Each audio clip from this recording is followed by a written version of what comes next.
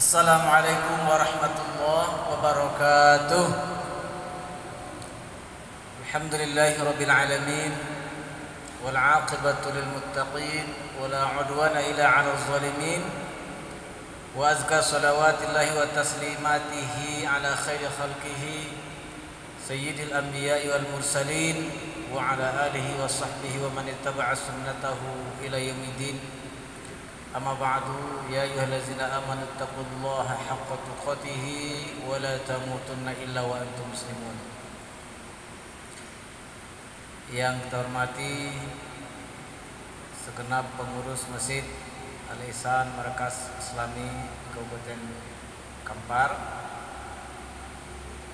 hadirin wal hadirat jemaah salat maghrib serta para pendengar radio dakwah Islamic Center dimanapun berada, rahimani wa rahimakumullah.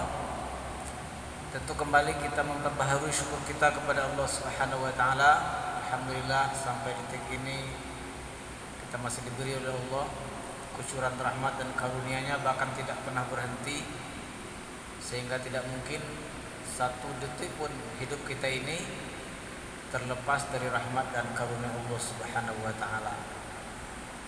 Dan semoga syukur yang kita tunaikan adalah syukur yang sebenarnya, karena ada isyarat dari Allah. Tentu banyak orang yang mengaku bersyukur, banyak orang yang bisa mengucapkan alhamdulillah, banyak orang yang sering melakukan syukuran. Tapi orang yang betul-betul bersyukur itu tidak banyak, kata Allah, wa qalilum min ibadiyasy syakur, sedikit hambaku yang betul-betul bersyukur. Bapak Ibu yang mulia, kajian kita malam ini saya mengajak kita semua untuk kembali mengulang-ulang sebuah tema penting, yaitu tentang tazkiyatun nufus, pembersihan jiwa.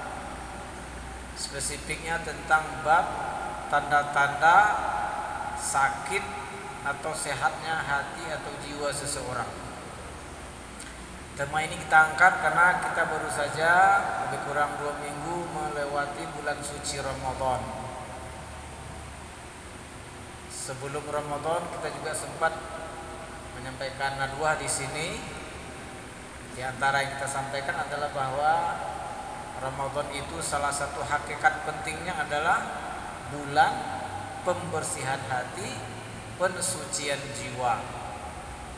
Di mana kalau seseorang di bulan Ramadan berpuasa dengan benar, berpuasa dengan puasa yang berkualitas, betul-betul diimsaknya, ditahannya anggota tubuhnya dari melakukan maksiat, maka ini akan bermuara kepada proteksi jiwa, benteng hati, tidak dijebol oleh masuknya bintik-bintik hitam. Dan ini adalah proses pensucian jiwa, proses pembersihan hati yang luar biasa. Lalu manakala malam harinya lakukan sholat tarawih, qiyamul lail, juga dengan pelaksanaan yang berkualitas, bagaimana diisyaratkan oleh Allah dalam surah Al-Muzammil, inna nasyi'atal lail hiya asyaddu wat'a wa aqwamu qila. Ibadah yang ditegakkan di malam hari itu, qiyamul lail, itu sangat mantap mengisi jiwa. Apa yang kita baca Al-Quran maupun yang kita dengar dari imam itu sangat mempengaruhi jiwa. Maka qiyamul lail yang berkualitas ini akan efektif sekali mengikis karat-karat hitam yang ada di hati, menguatkannya dan memberinya gizi. Dan ini juga merupakan proses penting dari pensucian jiwa. Maka tanggal 1 Syawal orang menjadi bersih, kharaja min dzunubihi kayaumin waladatu ummuhu. Bapak yang mulia, sekarang sudah Ramadan itu sudah berlalu. Ditinggalkannya kita dengan sebuah pertanyaan besar, apakah kehadirnya kemarin betul-betul kita manfaatkan dengan baik, berpuasa dengan berkualitas, qiyamul lail dengan berkualitas, hingga kita menjadi orang yang diantarkan memiliki hati yang relatif bersih, jiwa yang relatif suci, atau kemarin Ramadan datang ditunggu dengan kelalaian hingga kemudian tidak ada efek pada pembersihan hati, pensucian jiwa. Karena Ramadan ini proyek maha besar karunia dari Allah Subhanahu wa taala, maka idealnya kita rencanakan sebelum Ramadan bagaimana kita menjalankannya, bagaimana tilawahnya, bagaimana infak sedekahnya, bagaimana pengaturan di keluarga kita. Lalu datang Ramadan kita laksanakan dengan baik, dan setelah Ramadan pergi mesti ada tentu evaluasinya. Mesti ada peninjauan. Bagaimana kemarin Ramadan itu, apakah berbekas atau tidak? Nah, salah satunya menurut kami cara mengevaluasinya itu adalah dengan melihat kondisi hati dan jiwa kita. Nah, tentu dengan standar-standar, indikator-indikator yang disampaikan oleh para ulama yang konsen, yang berbicara tentang masalah jiwa, masalah hati, masalah pensucian jiwa, pembersihan hati ini. Ada para ulama yang konsen dalam masalah itu, umpamanya Imam Ibnu Rajab Al-Hambali, Imam Al-Ghazali, Imam Ibnu Qayyim Al-Jauziyah. Ada sebuah kitab kecil, pendapat-pendapat, perkataan-perkataan tiga orang ulama ini dihimpun, dibuat sebuah kitab kecil berjudul Tazkiyatun Nufus wa Tahzibuha kama yuqarriruha ulama'us salaf. Pensucian jiwa, pendidikan jiwa sebagaimana ditetapkan oleh para ulama salaf. Salah satu babnya di situ adalah alamatu amradil qulub, tanda-tanda hati yang berpenyakit. Nah, di bab ini luar biasa kita bisa mempelajarinya sekaligus menjadi bahan evaluasi kondisi hati atau kondisi jiwa. Apa bunyi bab itu? Ya, qala al-musannif rahimahullah, qad yamradu qalbul 'abdi wa yashtadul maradu wa la ya'rifu bihi sahibuhu bal wa qad yamut wa sahibuhu la ya'rifu bi mautih. Ini pengulangan, saya kira pernah dulu disampaikan juga, tapi nggak apa-apa. Wa zakir fa inna zikra tanfa'ul mu'minin. Beri peringatan. Kalau beri peringatan itu orang sudah tahu. Nah, cuman dikuatkan lagi ingatannya, karena bagi orang beriman peringatan itu bermanfaat. Jadi qad yamradu qalbil 'abdi, bisa saja mungkin atau terkadang hati seseorang mengalami sakit. Bapak Ibu berbahagia, ya, Al-Quran dan Sunnah agama kita ini memandang kita selaku manusia ini dengan pandangan yang utuh dan komprehensif. Bukan hanya dipandang fisiknya, tapi juga dipandang batinnya.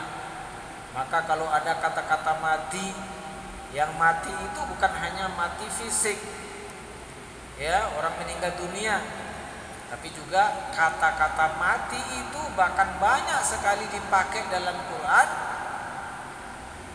Itu dalalahnya atau tujuannya adalah bercerita tentang matinya hati seseorang.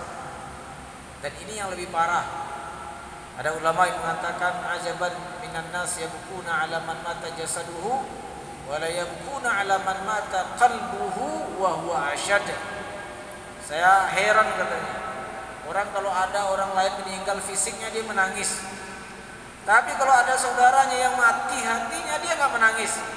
Padahal itu yang lebih berbahaya katanya.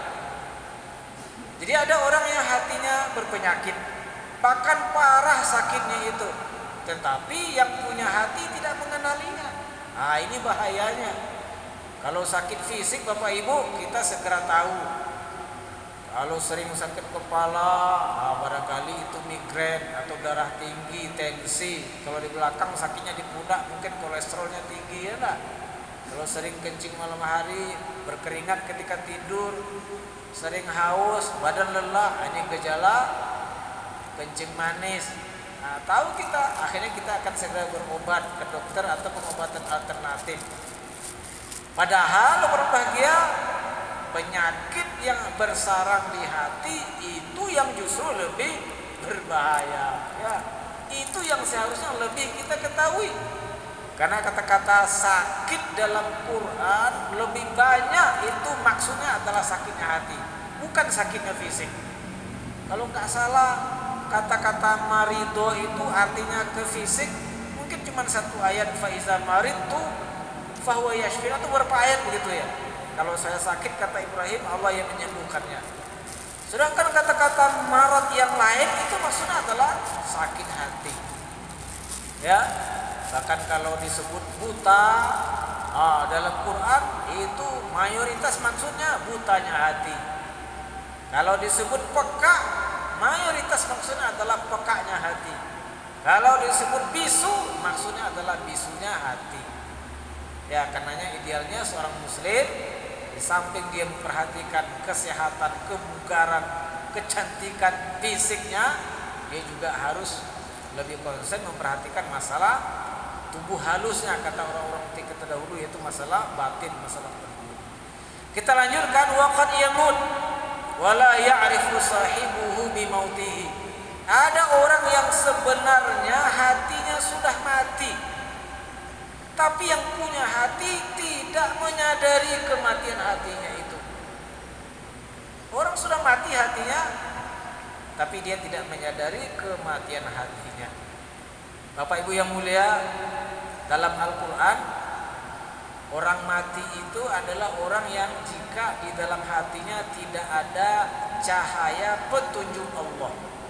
Dalam surah Al-An'am 122 Allah berfirman, awaman kana maitan, apakah sama antara orang yang mati? Mati di sini maksudnya adalah matinya hati. Apa sebabnya? Tidak ada cahaya Allah, cahaya petunjuk Allah di dalamnya. Fa ahyainahu, maka kami hidupkan, kata Allah. Bagaimana caranya?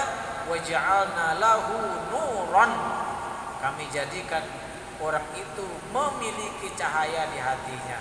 Hidup dia, diberi oleh Allah hidayah. Tapi kalau hati tidak dijaga, cahaya itu bisa padam lagi, hati mati lagi itu dia.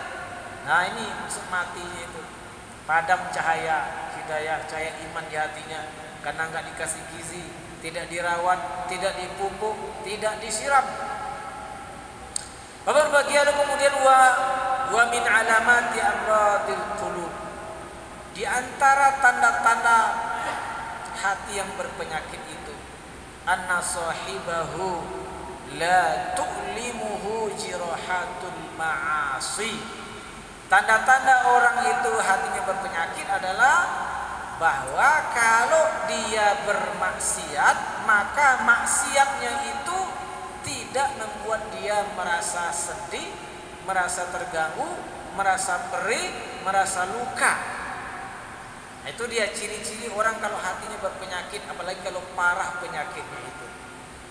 Mafhum mukhalafahnya adalah orang kalau hatinya bersih, jiwanya relatif suci, kalau dia berdosa, maka dosanya itu akan mengganggunya.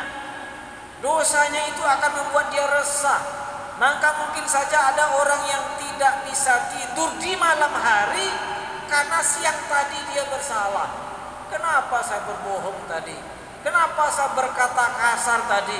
Kenapa saya ngambil duit orang tadi? Dia malam tidak bisa tidur, gelisah. Kegelisahan itu melejutnya untuk bertaubat, untuk minta maaf, untuk mengembalikan hak-hak orang yang dizaliminya. Bapak Ibu, kita ini nggak ada yang maksum, hanya Nabi Sallallahu Alaihi Wasallam yang maksum karena dijaga oleh Allah Subhanahu Wa Taala.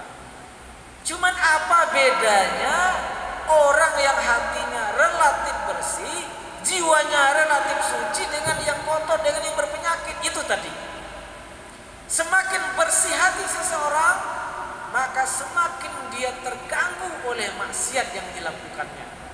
Artinya apa? Terbangun sensitivitas yang tinggi terhadap dosa, seolah-olah ada sensor di dalam hatinya itu, ya, bahwa dosa itu kemudian mengganggunya. Dan itulah sebenarnya ya tanda meningkatnya takwa. Sobat bahagia, takwa itu kan akar katanya wiqayah, artinya menjaga.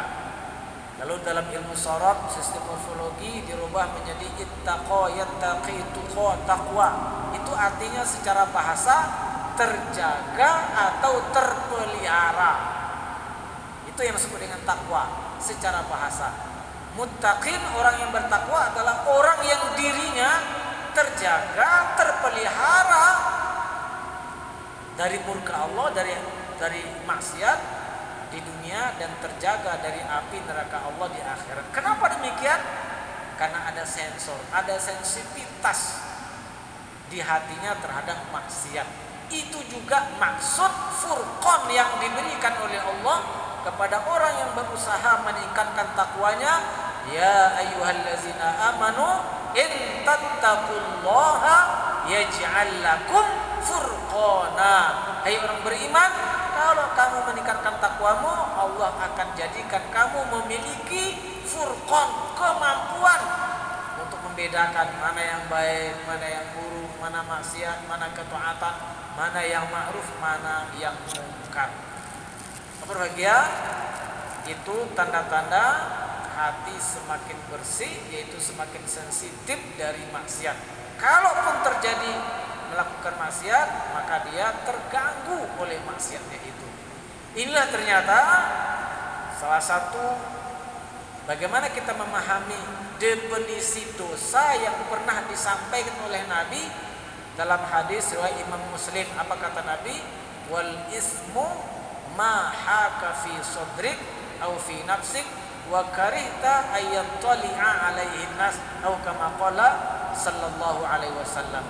Yang disebut dengan dosa itu, kata Nabi, itu yang mengganjal di dalam hatimu, mengganjal di dalam dirimu, dan kamu tidak suka orang lain tahu, itulah dia dosa.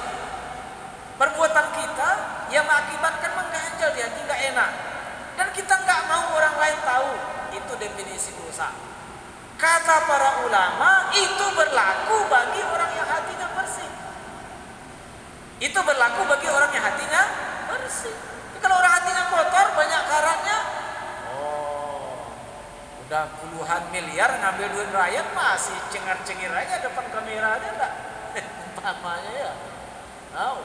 Udah luar biasa, orang dizaliminya, dia biasa-biasa saja. Masih enak tidurnya, enak makannya. Jadi definisi dosa yang disampaikan oleh Nabi tadi itu, dosa adalah sesuatu yang mengganjal di hatimu dan Anda tidak mau orang lain tahu. Kata para ulama, berlaku bagi siapa, Pak? Bagi orang yang hatinya bersih. Itu juga evaluasi bagi kita, Pak. Kalau kita bersalah, lalu kita terganggu, nggak enak. Alhamdulillah, itu indikator, itu tanda hati kita itu relatif bening. Tapi kalau bersalah, berdosa, maksiat, tenang-tenang saja. Nah, hati-hati. Jangan-jangan itu tanda-tanda hati kita bermasalah. Kita lanjutkan, ya. Lalu kemudian, apalagi tanda-tandanya? Orang kalau hatinya berpenyakit, tadi la tu'limuhu jirahatul ma'asi wala yuji'uhu jahluhu bil haqqi wa aqaiduhu al batilah. Orang kalau hatinya berpenyakit, maka kalau ada kebenaran-kebenaran penting yang dia belum tahu persis, belum duduk bagi dia masalahnya, dia tenang-tenang saja, tidak termotivasi untuk belajar. Kebodohannya akan kebenaran, apalagi dalam masalah agama, apalagi dalam masalah akidah, itu tidak membuat dia resah, tidak membuat dia risau. Akhirnya dia tetap tidak termotivasi untuk belajar agama, ya kan?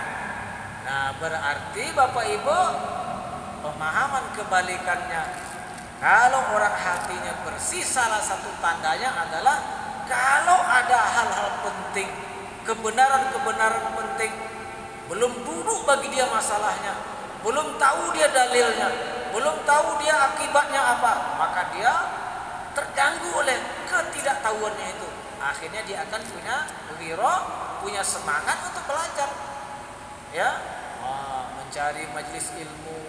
Bapak berbahagia, kita umat Islam ini tidak boleh awam dalam masalah pokok-pokok ajaran agama. Ini mohon maaf, ada kadang-kadang kita mendengar orang seolah-olah berlindung dari keawamannya. Kita kan orang awam. Bahkan ada orang yang maaf seolah-olah bangga dengan keawamannya. Bapak yang berbahagia, tidak boleh dalam masalah pokok-pokok ajaran agama. Satu, akidah. Apa itu tauhid? Apa saja yang membuat kita jatuh pada kesyirikan? Dua, ibadah, terutama yang sehari-hari kita lakukan. Yang ketiga, akhlak. Mana akhlak terpuji, mana akhlak tercela. Yang keempat, muamalah. Sehari-hari kita laksanakan. Itu tidak boleh kita awam, Pak. Tidak boleh awam. Ya, maka talabul ilmi faridatun ala kulli muslimin wa muslimah. Nuntut ilmu itu wajib hukumnya. Yang mana yang wajib? Ini yang pokok-pokok ajaran agama kita ini. Tidak boleh awam. Wajib hukumnya nuntut ilmu itu. Bisa saja orang kalau salah dalam agama ini pada hal-hal yang harusnya dia ketahui, dua dosanya, Pak. Dosa kesalahannya, dosa tidak nuntut ilmunya. Bapak berbahagia, nuntut ilmu agama itu tidak mesti masuk pesantren, tidak mesti masuk perguruan tinggi. Umar bin Khattab itu nggak ada pernah masuk pesantren. Abu Bakar nggak pernah kuliah, ya Pak. Nah, maka sebenarnya berbahagia, masjid itu sangat strategis menjadi tempat madrasah pendidikan bagi seluruh lapisan masyarakat. Karena itu saya sering menyampaikan di mimbar, wahai bapak-bapak pengurus masjid, pengajian di masjid itu nggak boleh kaji umum terus. Datang ustaz ini lain lagi yang dikaji, datang ustaz ini lain lagi dikaji. Harus ada silabusnya dan ada targetnya. Empat ini yang utama ini. Minggu pertama ustaz ini ngaji akidah sedalam-dalamnya. Apa targetnya? Jamaahnya ngerti akidah, ngerti tauhid, terhindar dari syirik. Minggu besoknya ibadah, kaji ibadah itu. Bagaimana sholat yang benar? Apa targetnya? Jamaah termotivasi beribadah, ittiba pada Rasul, terhindar dari bid'ah. Apalagi minggu besoknya akhlak. Apa targetnya? Apa materinya? Apa itu akhlak mahmudah? Apa itu akhlak mazmumah? Apa targetnya? Jamaah ngerti akhlak-akhlak terpuji, mampu menghindari akhlak-akhlak tercela. Minggu besoknya apa lagi? Muamalah, transaksi, hukum jual beli dan segala macam akad, Ya, kadang bagi kita melihat sebagian masjid, masjidnya sudah sangat cantik, ya, dinding saja itu sudah keramik mahal, masih berpikir minta dana untuk pembangunan fisik terus. Majelis ilmunya tidak bergairah, ini berbahaya, ya. Agama kita ini ayat yang pertama turun itu Iqra, ya. Tapi kita ini umat yang malas membaca. Kalau dibandingkan Pak, kinerja kita belajar dan membaca ini dengan orang yang tidak punya ayat Iqra itu, realita zaman ini Pak luar biasa, kita ketinggalan. Masyarakat kita ini kalau sudah selesai kuliah, tak ada lagi tuh cerita beli buku, punya pustaka di rumahnya. Paling di rumahnya cuma Quran, sudah sobek-sobek pula. Tapi jemaah di sana Pak, ya, nggak ada lagi anggaran untuk beli buku, beli asbabun nuzul, beli terjemah Quran, beli tafsir. Dengan pengajian pun tidak bersemangat. Ada masjid berbahagia kalau pengajian sekali seminggu itu diundang pakai undangan. Yang mendatangani Pak RW, Pak RT, pengurus masjid. Itu pun disebar oleh warim. Udah datang ustaznya baru muncul satu orang. Diumumkan pada wabah ini ustaz sudah datang. Sekali lagi disampaikan, kalau begitu, itu bahaya itu. Apa kata para ulama, kebutuhan kita pada ilmu lebih banyak daripada kebutuhan kita kepada makan dan minum. Ya, seperti itu. Apa bahagia kalau kita tengok, kenapa mulai awal Islam sampai abad pertengahan kita diantarkan kepada kemajuan yang luar biasa, bukan hanya dalam masalah agama, juga dalam masalah sains, teknologi, pertanian, dan segala macam kedokteran itu. Puncaknya adalah di Baghdad, kemudian di Eropa. Itu kalau kita baca bagaimana umat itu dengan ilmu luar biasa. Ada 2 kitab. Satu judulnya Ulul Himmah, yang satu lagi Safahat Sabrul Ulama fi Talabil Ilmi wa Tahsil. Kalau kita baca itu Pak, malu kita Pak. Bagaimana orang-orang dahulu ghirahnya, semangatnya nuntut ilmu. Begitu Pak. Jadi apa tanda hati orang semakin bersih? Semakin punya semangat nuntut ilmu.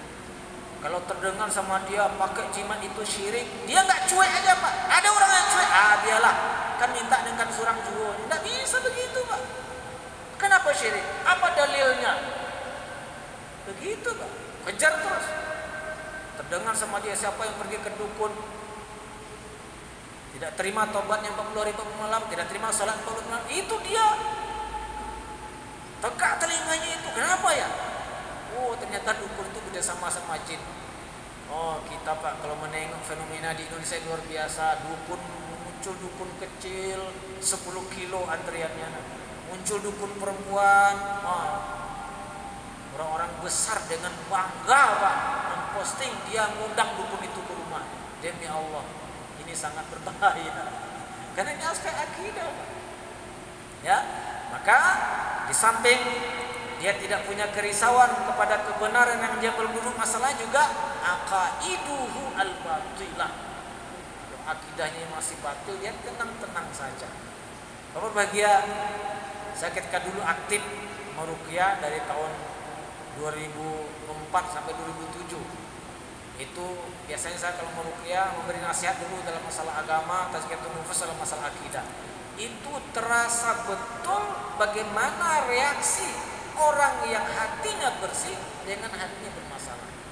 Orang kalau hatinya bersih Pak, ada orang dari Bangkinang nih Pak ke rumah, saya nasihatin masalah itu, dia nangis Pak, betul-betul menangis, menyesal. Kenapa? Andai Ustaz selama kodok ke dukun, itu Pak, itu hatinya bersih itu Pak. Ada orang dinasihatin malah dia Pak meremehkan kita. Kan minta kan yang serang jual Ustaz, Masya Allah. Betul minta kayak yang surang jual, tapi minta kepada Allah itu pasti beda dengan minta kepada orang-orang yang bekerja sama dengan jin. Apa bahagia? Jadi semakin bersih hati seseorang, semakin terganggu dia oleh kejahilannya, kebodohannya terhadap kebenaran, apalagi dalam aspek akidah, dan itu akan membuat dia kemudian punya ghirah, punya semangat menuntut ilmu. Nabi mengatakan, "May yuridillahu khairan yufaqihu fiddin." Allah kalau menghendaki kebaikan pada seseorang, Allah buat orang itu pakai ngerti dalam masalah agama. Bagaimana caranya? Dia punya ghirah, punya semangat menuntut ilmu. Kalau perlu dia yang mencari, ini di mana masjid ini? Ustaz ini siapa nih masjid ini? Apa yang dikajinya? Ikut enggak masuk haji udah ke rumah? Kayak itu tadi Pak, lah diumumkan berkali-kali.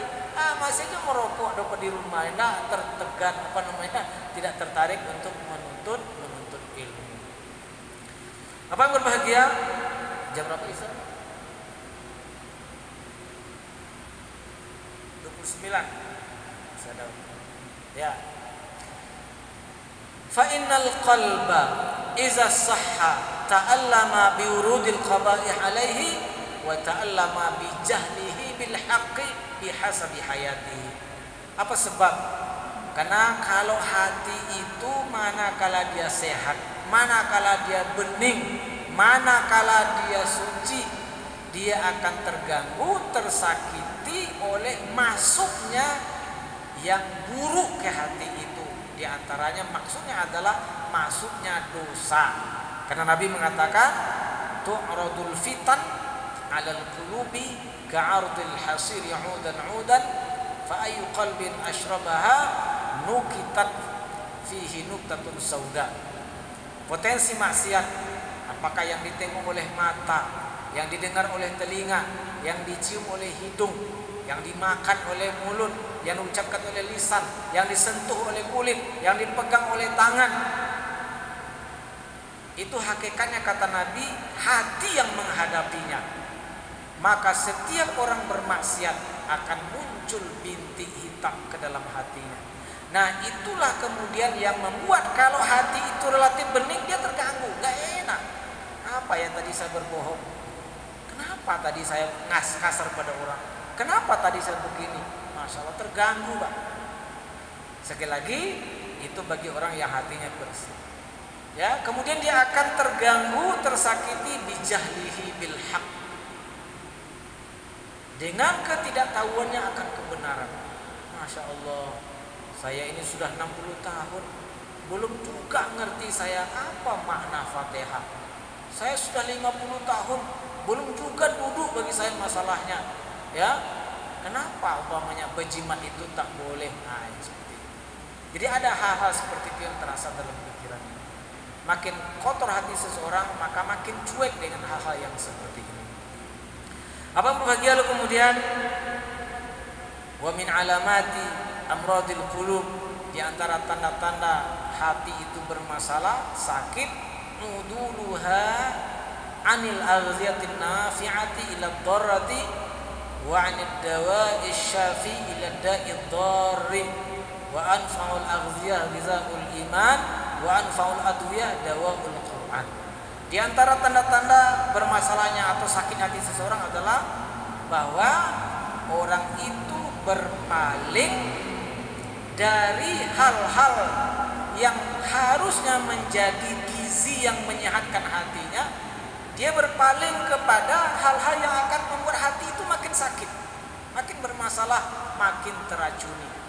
Dia berpaling dari obat yang akan menjadi penyembuh bagi hatinya kepada racun yang akan menjadikan hatinya semakin bermasalah. Sebaik-baik gizi bagi hati kita adalah segala sesuatu yang bisa meningkatkan keimanan, majlis ilmu, nasihat, berteman dengan orang baik dan seterusnya. Dan sebaik-baik obat hati adalah Al-Qur'anul Karim. Bapak berbahagia, di sini ada majelis ilmu, di sini ada majelis dangdut. Nah, mana yang kita pilih? Ya, maka ternyata pilihan-pilihan hidup kita ditentukan oleh kondisi hati kita. Semakin bersih hati seseorang, maka pilihan hidupnya semakin baik. Pilihan yang ditontonnya yang baik, pilihan yang dibacanya orang yang baik, pilihan yang temannya itu yang baik, pilihan lingkungannya itu yang baik. Makin kotor hati seseorang, nah itu dia. Pilihan yang didengarnya yang buruk-buruk, pilihan yang ditengoknya yang buruk-buruk, pilihan yang dibacanya yang buruk-buruk, pilihan temannya yang buruk-buruk, pilihan lingkungannya yang buruk-buruk. Itu ternyata penyebabnya. Karena hal baik-baik itu dia akan menjadi gizi bagi hati kita. Yang buruk-buruk itu menjadi racun bagi hati. Bapak, bagi orang semakin bersih hatinya, maka dia semakin lahap berinteraksi dengan Al-Qur'anul Karim. Utsman bin Affan mempunyai ungkapan yang luar biasa. Iza sahhat al-qulub lam tashba min kalamir rahman. Orang kalau hatinya itu sehat, dia tidak kenyang-kenyangnya menyantap Al-Qur'anul Karim, karena Al-Qur'an adalah ma'idatul rahman, hidangan Allah Subhanahu wa taala. Bapak, bagi banyak orang yang terhalang dari membaca Quran, mempelajari Quran, mentadaburi Quran, memahami Quran, menghafal Quran, bukan karena tidak punya waktu, tapi karena kondisi hatinya. Ada waktu lenggang, dia lebih baik nengok TikTok daripada nengok Quran. Ada waktu lenggang malam, dia lebih baik duduk di warung sambil berkunjing daripada duduk di majelis-majelis Quran. Itu ternyata masalahnya. Hingga ada orang sudah 1 tahun belum juga hatam Quran. Di bulan Ramadan 1/4 Quran pun tidak bisa dia menghatamkan. Itu ternyata salah satu penyebabnya kondisi hati. Makin bersih hati seseorang, oh masya Allah, makin dekat dia dengan Quran. Dekat secara fisik. Quran tuh dibawa kemana-mana, dibawa ke kantor. Nanti sholat duha kan bisa baca Quran. Ya, cepat datang sholat zuhur bisa baca Quran. Ya, masuk ke kampus bawa Quran. Seperti itu. Ya, makin kotor hati seseorang, makin rusak jiwa seseorang, makin terhalang ya dari Al-Quran, makin jauh dari Quran. Padahal Quran adalah obat hati kita yang terbaik. Wa nunazzilu minal Quran ma huwa syifaun wa rahmatul lil mu'minin. Kami turunkan Quran, di antara fungsinya adalah penyembuh penyakit-penyakit hati dan rahmat bagi orang beriman. Demikian saja berbahagia, insyaallah nanti sedikit tersambung pada Isya. Adanallahu wa iyyakum ila sabilir rasyad. Wassalamualaikum warahmatullahi wabarakatuh.